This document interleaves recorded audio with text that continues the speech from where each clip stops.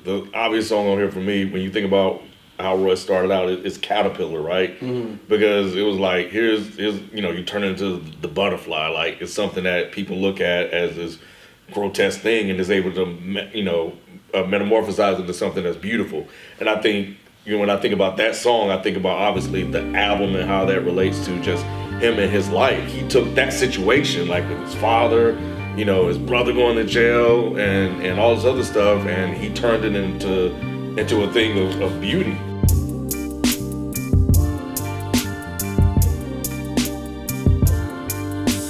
Dead in Hip Hop, as y'all can see, we in the studio. Hey, we chilling, man. Look, this shit coming along, goddamn. But Dead in Hip Hop album review, Royce the 5'9", Book of Ryan. So Royce is he putting in work, huh? He 2 albums in 1 year. A month apart. Like shit. The first thing I want to address on this, because it hit me before I even knew Royce was dropping this. Caterpillar, the video was super dope. That's number 1. But number 2, bruh. Which is why we were so frustrated when we were reviewing Revival. Because we know he has this in him. He know he has this in him. Hey, you don't get the right to say that shit. What? Has this shit in him? You're like, oh, M is over. M can't do this. When we did the remix, the Chloroception, he brought it back. He brought it back. You right. You like, get off my shit. Got me quick, too. He did. Hold on, you can't talk about that no more. Right. No, but you right. Tried to body slam you real quick. They gonna break my confidence. Hey, listen to the podcast so you understand the reference. It's inside jokes. And when I watched that video and you just seen, M right here while Royce is just, and then Royce is just chilling with M. Such a dope concept. It is. That shit was fucking dope. That shit was ridiculous. Eminem is ridiculous. And you need to stop fucking around and give us a real fucking hip hop out. I'm for real. Yeah. Bro, you're a GOAT. Like you're a GOAT. And every time you give us little nuggets, and then when we find the fucking album, it's like, what the fuck is this? This tastes like none of these nuggets. He dropped the album first and then gave us Chloroception remix, and then you hear him on this, and he's like, damn. If not, or at least do another album with Royce, do another Bad Meets Evil something. And Bad Meets Evil 3. That'd be really dope. He need to do something. Because it was super dope, but I'm at this point with M, I'm super frustrated. Like when you give me this shit, and I'm sorry, I know this is a Royce the 5'9" project. Right. Let me digress. I'm gonna get back to Royce. Man, Royce, bro, you putting in super work. Whoa, super dope. Like this album, first and foremost, is dope. I think it was a bit long, and I've listened to it a couple of times. And tell me if I'm wrong. Clarify this for me. At the beginning, like half of this is like Royce talking about like all of the stuff that he grew up with and stuff, right? And then there's a switch, right, where it goes from him and his dad's relationship to him and his son, right? You gotta read it. Okay. I didn't get it either until I read the lyrics, but there was like something about he had a dream to where he was asking his dad these questions, and his dad said, you can ask anything you want as long as you don't blink. But then when he blinks, it's like him and his son.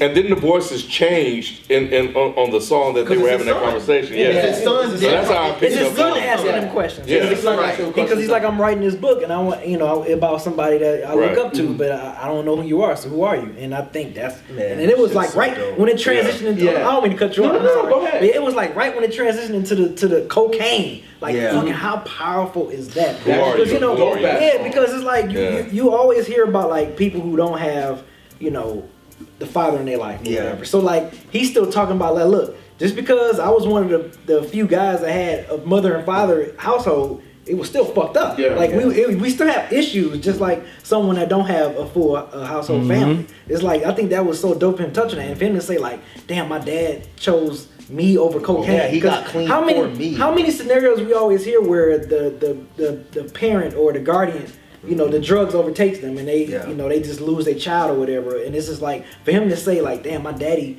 chose me over that, and I think that kind of inspired him to kind of get clean because he's been sober for alcohol 6 years. So it's like I think that's dope how he kind of brought that back in full circle. Like you inspired me to get cleaned up because I was alcoholic, and here I am. I got kids, and I don't want to lose my kids because of alcohol. And it's like you did the same thing That shit, man, cocaine was so fucking deep. Or even the point where, and I think this was on Power, like you hear about like his relationship with his father and his family and his brothers and stuff. Yeah, right. On holiday, talk about Christmas, and on Thanksgiving, getting arrested. Yeah, because he unslammed his son into the oven. It's like crazy. Yes, but the storytelling was so fucking detailed. Layers was detailed, but this one is just like.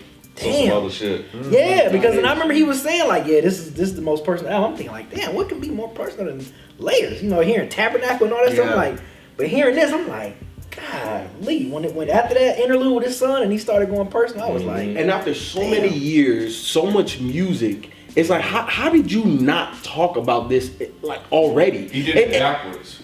What do you mean he did it backwards? Because we've said on this show that typically the first album, or there's a rule of thumb that the first album is easiest. Yes. Because it's your story, you can tell your story, and then after that, what do you say afterwards? Because he's so dope as a rapper and as an artist, he didn't really necessarily have to do that. He could just make songs and rap fucking great. So now, as he's been in the game for so long, now he can get out and tell the story of Royce the 5'9". Over the years, you've been able to develop your craft and get to the point where you can put out this work and it's just fucking fantastic. I feel that Royce on this album, you know, because it starts off for me like just Royce ripping shit, you know, woke all of this.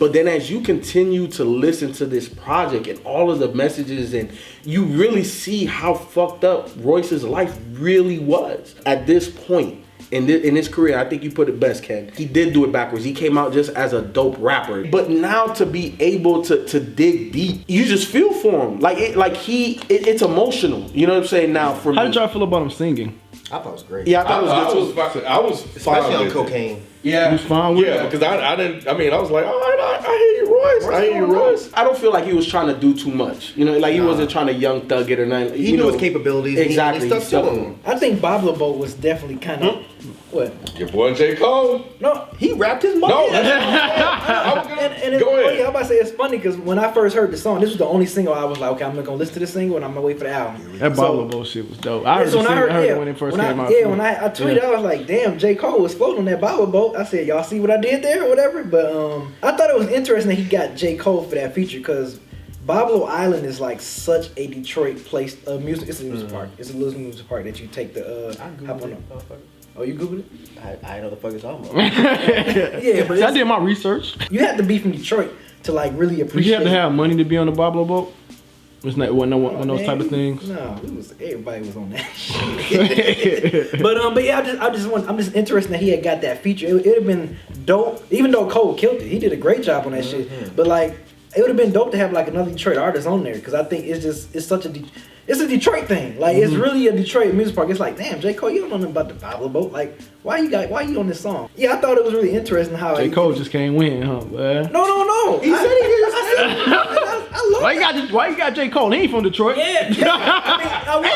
When I saw Bob LeBeau featuring J. Cole, I was like, See, what? I don't say he can't I was win. like, wait a minute, what? That's like if someone from your hometown, you'd be like, wait a minute, why is this person talking? Well, my hometown ain't producing like J. Cole. no music like that. So I'm just giving. Oh, we got this Roy Jones. I got you. So it's like hearing that, but yeah, man, I thought it was dope how he kind of he talked about like his introduction to alcoholism, like how he started drinking. But yeah, I thought Bob LeBeau was cool, and J. Cole definitely was one of the top features. One of my other favorite joints on here.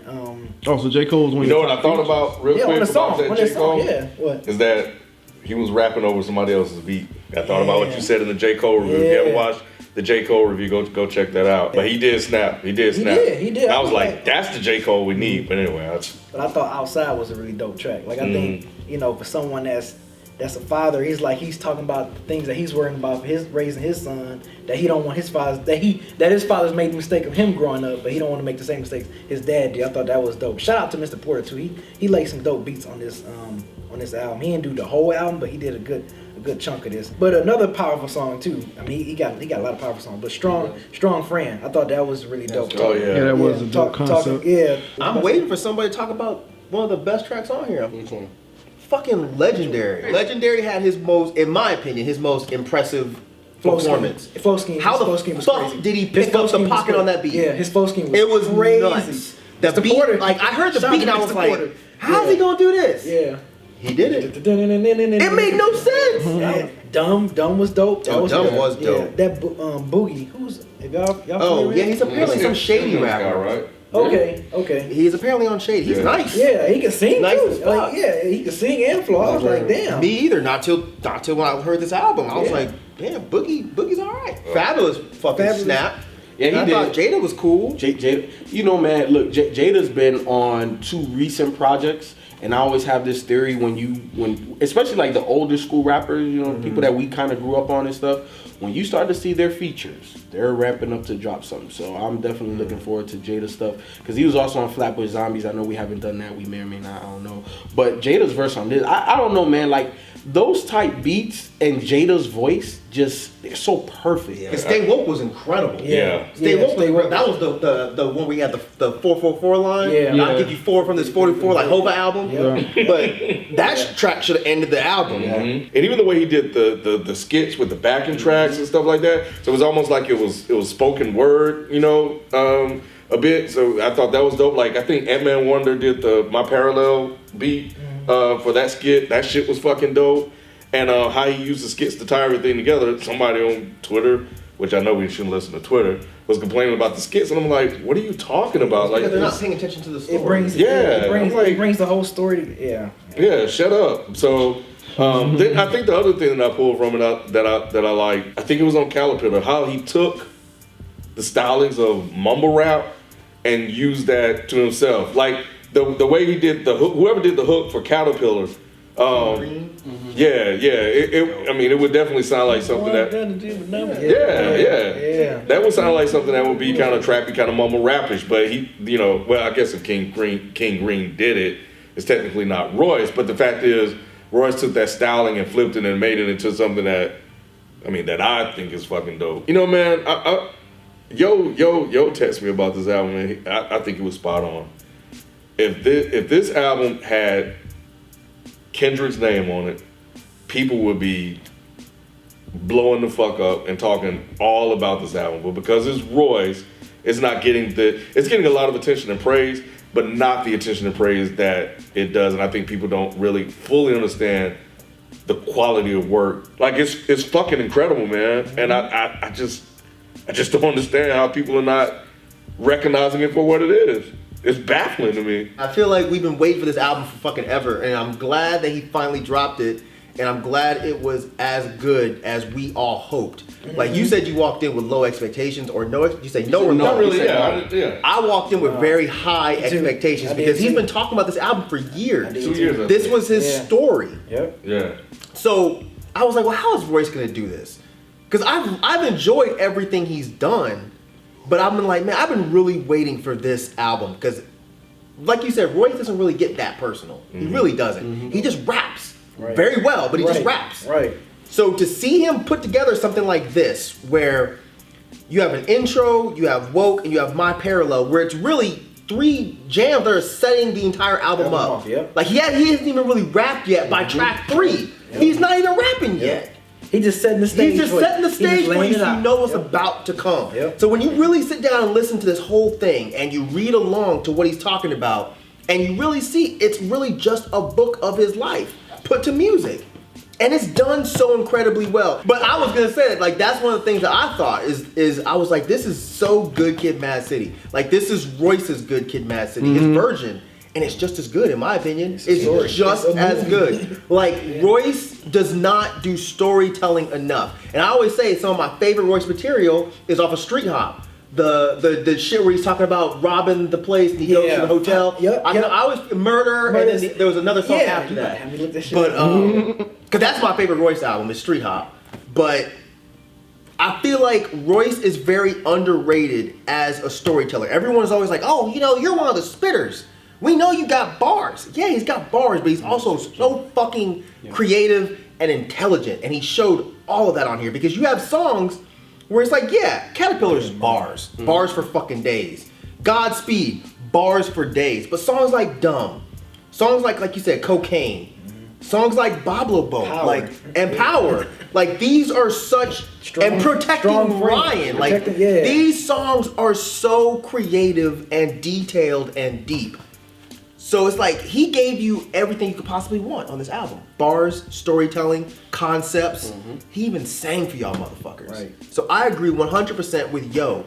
This shit should be a lot more popular than it is right now. This is easily one of the best things we've heard this year. And the thing about it is, I can listen to Caterpillar over and over and over and over and over. So I don't remember who said it. Maybe in you. We definitely need another Bad Meets Evil. Yeah.